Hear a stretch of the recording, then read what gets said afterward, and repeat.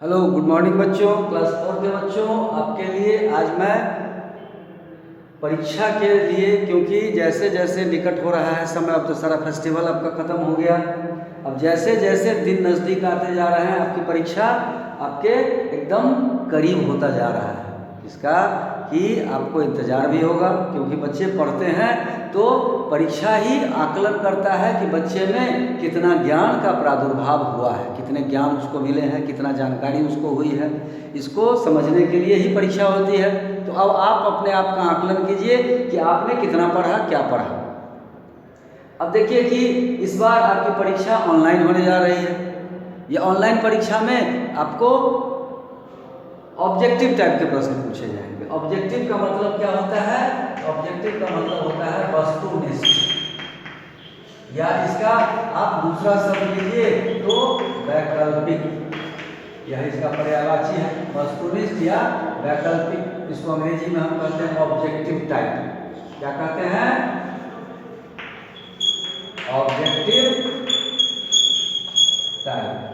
ये objective type question आपको पूछा जाएगा। तो इसमें अब देखिए कि कल मैंने पढ़ाया था एक कविता, आज मैं आपको उस कविता से भी एक आध प्रश्न पूछता हूं, और दूसरा भी। अब जैसे पहला प्रश्न, कोयल कविता किसने लिखा? अब देखिए, कोयल कविता को किसने लिखा, इसके रचयिता कौन है, इसके कवि कौन है, इसके कवित्री कौन है, इसके लेखक कौन है, इसके रचनाकार कौन है। तो चूंकि यह कविता है तो लेखक जो होंगे उसके वो कौन होंगे? कवि होंगे, या तो फिर कवित्री होंगे, क्योंकि कविता लिखने का काम या तो कवि करते हैं या तो फिर कवित्री करते हैं। कहानी लिखने का काम उपन्यासकार करते हैं, लेखक करते हैं, कहानीकार करते हैं, निबंधकार करते हैं, रचनाकार करते हैं। ठीक उसी तरह से अब यहाँ कोयल है तो कोयल एक कविता है। इस कविता को किसने लिखा? अब इसमें 4 नाम आपके सामने दिया जाएगा। अब इसमें आपके पास 4 नाम दिया जाएगा। जैसे आपको कहा जाएगा महादेव वर्मा, रामधारी सिंह दिनकर। ये ख ऑप्शन में हो गया रामधारी सिंह दिनकर, क ऑप्शन में हो गया महादेव वर्मा।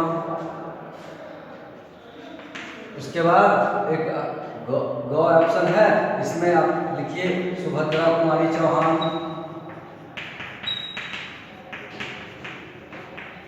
घ ऑप्शन में लिखिए नागार्जुन। अब देखिए इसमें 4 नाम दिए गए हैं आपके सामने। अब इस 4 नाम में आप याद कीजिए कि कोयल कविता को किसने लिखा। आप याद करेंगे तो आपको लगेगा कि सुभद्रा कुमारी चौहान सही है, तो आप सुभद्रा कुमारी चौहान को टिक करेंगे और यह आपका सही ऑप्शन में उत्तर हो जाएगा। अब इसके बाद, अब जैसे आपको कविता, तो कविता आपको याद है या नहीं, इसके लिए भी आपको जरूरी है कि कविता भी आपकी याद होनी चाहिए। तो जैसे क्या गाती हो किससे पिलाती, बतला दो कोयल रानी, क्या गाती हो किसे बुलाती, बतला दो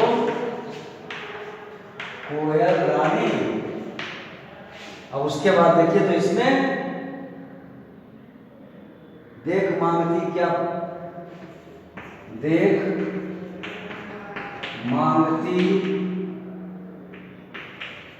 क्या, उसके बाद खाली जगह से पानी। अब देखिए इसमें 3 खाली जगह है। अब इसके बाद आपके पास ऑप्शन भी रहेगा। अब सही ऑप्शन यहाँ पर क्या होगा?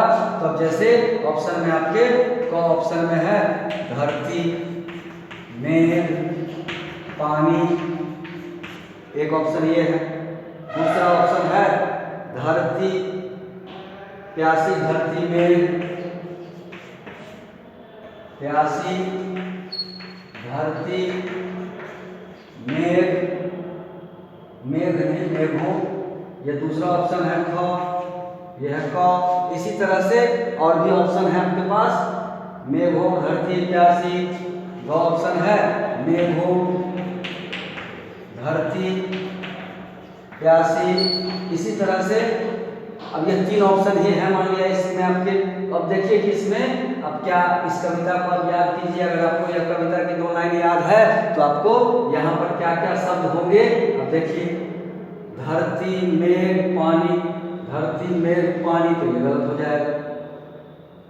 प्यासी धरती देख मांगती क्या मेघों से पानी, प्यासी धरती मेघों, यहाँ हो जाएगा प्यासी, यहाँ हो जाएगा धरती, यहाँ हो जाएगा मेघो। तो इस तरह से आपके पास यह दूसरा ऑप्शन जो है जिसमें यह 3 शब्द है, यह 3 शब्द आपका इसमें सही सही बैठता है, इसलिए यह दूसरा ऑप्शन सही होगा। क्योंकि कविता के लाइन को भी आपको याद करना है। तो इस तरह से अब आप इसको पढ़िए और उसके बाद इसको आप याद कीजिए।